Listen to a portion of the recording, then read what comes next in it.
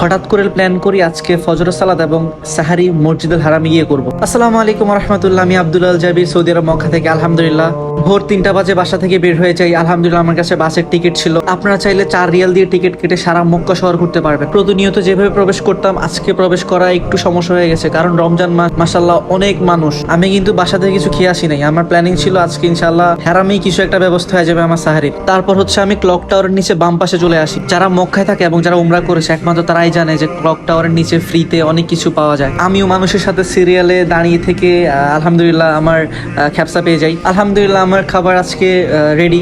আলহামদুলিল্লাহ আজকে সাহারি নিয়ে কোনো টেনশন নেই। সাহারি কমপ্লিট করে সালাতের প্রিপারেশন নেই। মসজিদুল হারামে কিন্তু 2বার করে আজান দেওয়া হয়। একটা হচ্ছে যে তাহাজ্জুদের, আরেকটা হচ্ছে যে ফজর সালাত। এটা পৃথিবীর এমন একমাত্র জায়গা যেখানে আসলে আপনার মন প্রশান্তি হতে বাধ্য। আল্লাহ আমাদের সকল মুসলিমকে হজ উমরা করার তৌফিক দান করুক। এই তো আলহামদুলিল্লাহ, দেখা হচ্ছে অন্য কোনো ভিডিওতে। আসসালামু আলাইকুম রহমতুল্লাহ।